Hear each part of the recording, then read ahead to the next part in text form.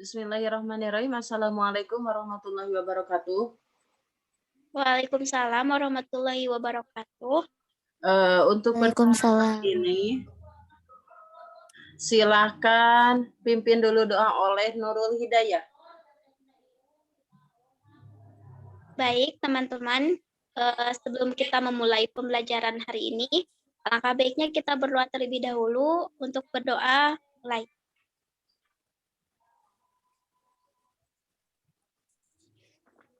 Untuk berdoa selesai. Beri salam. Assalamualaikum warahmatullahi wabarakatuh. Assalamualaikum warahmatullahi wabarakatuh. Assalamualaikum warahmatullahi wabarakatuh. Terima kasih kepada Nurul Hidayah yang telah memimpin doanya.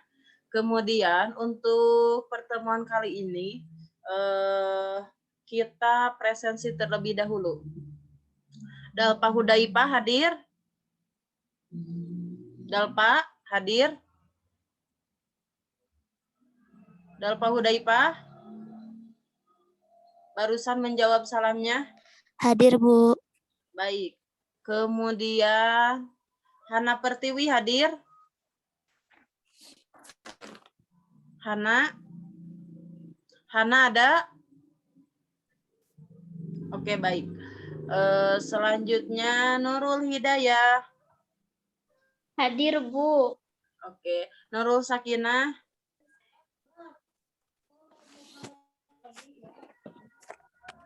Nurul Sakinah ada? Hadir, Ibu. Baik. Kemudian yang terakhir Nurani Patwa. Hadir. Oke, baik. Oh, barusan Hana Pertiwi ngechat sama Ibu katanya audionya nggak bisa dibuka. Baik. Semuanya hadir ya. Sekarang langsung kita lihat. Udah ada? Belum, Bu. Hukum kekekalan energi. Sudah muncul?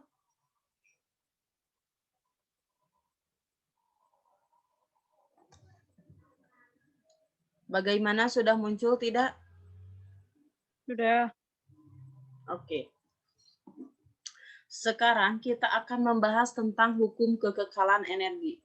Ada yang tahu sebelumnya atau sebelumnya pernah mendengar apa itu hukum kekekalan energi?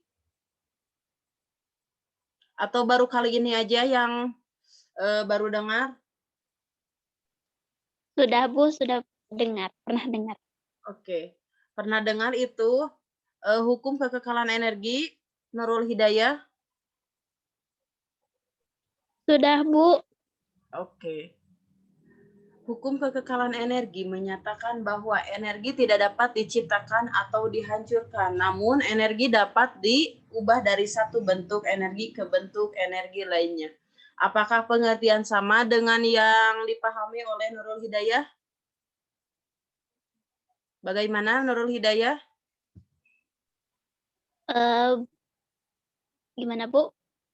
Jadi hukum energi itu tidak dapat diciptakan atau dihancurkan, tetapi bisa diubah bentuknya dari suatu bentuk ke bentuk lainnya. Apakah sama yang dipahami oleh Nurul Hidayah? Iya, Bu. Sama. Kalau sama, jadi kekekalan atau energi atau abadi artinya tidak berubah. Jadi hukum kekekalan energi merupakan hukum yang menyatakan bahwa energi itu kekal dan tidak dapat berubah besarnya sepanjang waktu.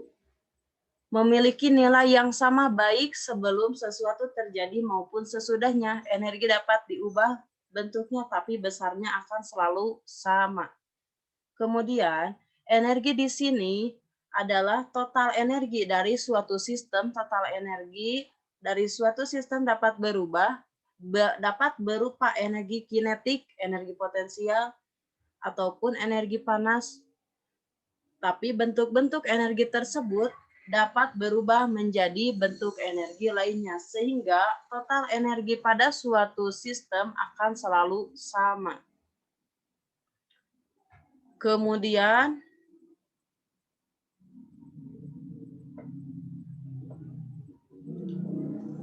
dalam fisika dan kimia, hukum kekekalan energi menyatakan bahwa energi total sistem yang akan terisolasi tetap konstan atau tetap. Itu dikatakan akan dilestarikan dari waktu ke waktu. Dan slide selanjutnya, energi mekanik. Energi mekanik merupakan jumlah dari energi kinetik dan energi potensial. EM sama dengan EK ditambah EP. Karena hukum kekekalan energi mengatur bahwa setiap total energi pada sistem, yakni energi mekanik, harus selalu sama. Maka energi mekanik sebelum dan sesudahnya memiliki besar yang sama. Jadi energi mekanik itu kesatuan dari energi kinetik dan energi potensial. Karena hukum kekekalan energi mengatur bahwa setiap total pada sistem yakni energi mekanik harus selalu sama. Maka energi mekanik sebelum dan sesudahnya memiliki besar yang sama. Di mana EM sebelum sama dengan EM sesudah. Apa itu EM? EM adalah energi, sedangkan M-nya mekanik. EM1 sama dengan EM2. Maka persamaan di atas dapat dijabarkan menjadi EK1 atau energi kinetik 1 ditambah energi potensial 1 sama dengan energi kinetik 2 ditambah energi potensial 2. Kemudian setengah MP kuadrat ditambah setengah MP kuadrat 1 ditambah MG H1 sama dengan setengah MP kuadrat 2 ditambah setengah MGH 2. Karena kekekalan energi merupakan sebuah hukum, maka bagaimanapun caranya persamaan di sebelah kiri harus selalu sama dengan persamaan di sebelah kanan.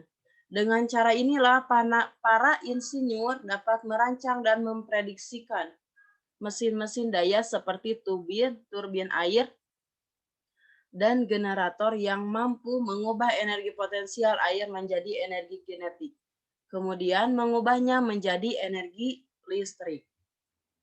Kemudian poin selanjutnya, contoh penerapan hukum kekekalan energi terhadap pembangkit listrik tenaga air.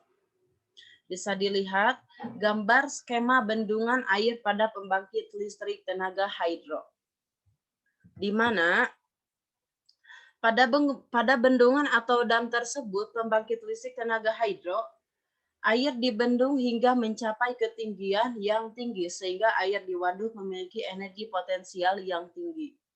Air masuk dari pintu air melewati jalur air hingga ke turbin dan memutar turbin. Kemudian selanjutnya energi potensial air kemudian berubah menjadi energi kinetik pada turbin sehingga turbin pun berputar. Karena turbin berputar, maka generator pun ikut berputar. Energi kinetik pada turbin kemudian berubah menjadi energi listrik pada generator. Listrik dari generator kemudian dialirkan melalui kabel tegangan tinggi jarak jauh. Energi listrik inilah yang kita nikmati sehari-hari. Kemudian,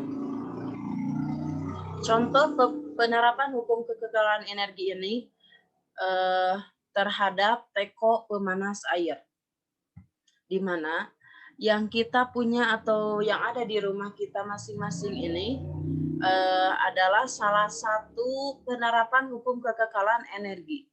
Pada saat kita menggunakan teko pemanas air, kita sebenarnya melihat prinsip kekekalan energi. Teko pemanas air mengubah energi listrik dari kabel menjadi energi panas pada elemen pemanas. Kemudian elemen pemanas inilah yang kemudian memanaskan air sehingga energi panas berpindah ke air pada teko. Terdapat pula beberapa kerugian energi yang hilang dalam bentuk panas ke lingkungan suara, dan sebagainya. Kemudian slide selanjutnya adalah contoh soal dari hukum kekekalan energi. Bisa dilihat ini adalah seorang astronot yang sedang berada di bulan. Astronot Alan Shepard saat berada di bulan memukul bola golf secara vertikal ke atas dari permukaan bulan yang memiliki percepatan gravitasi sebesar 1,6 meter per sekon kuadrat. Bola tersebut diketahui melaju dengan kecepatan 28 meter per sekon. Maka, seberapa tinggi bola golf dapat naik? Mari kita bahas bersama-sama. Diketahui bahwa EM1 atau energi mekanik 1 sama dengan energi mekanik 2. Terus, EK1 atau energi kinetik 1 ditambah EP1 atau energi potensial 1 sama dengan energi kinetik 2 dan energi potensial 2. Kemudian setengah MP21 ditambah setengah MP kuadrat 1 ditambah MGH1 sama dengan setengah MP kuadrat 2 ditambah setengah MGH2. Pada saat awal bola masih berada di permukaan, maka ketinggiannya 0. Kecepatan awalnya pun sama dengan 0. Sehingga persamaannya menjadi 0 ditambah 0 sama dengan setengah MP kuadrat 2 ditambah MGH2. Kemudian 0 sama dengan setengah Pi kuadrat 2 ditambah GH2. Sehingga menghasilkan H2 sama dengan 0, minus 0,5 Pi kuadrat 2 per G. G-nya apa itu? Gravitasi.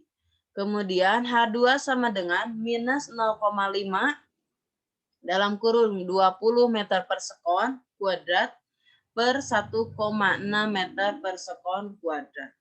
Jadi hasilnya H2 sama dengan minus 125 meter. Jadi tanda minus tersebut menunjukkan arahnya. Pada kasus ini, tanda minus menunjukkan arahnya ke atas. Bagaimana anak-anak, bisa dimengerti? Atau semua? Alhamdulillah bisa, Ibu. Alhamdulillah. Ada, Ibu. Baik, Nurul. Oke, untuk pertemuan hari ini kita dicukupkan sekian dulu. Mohon maaf ya, Ibu belum bisa belajar atau kita belum bisa belajar secara offline.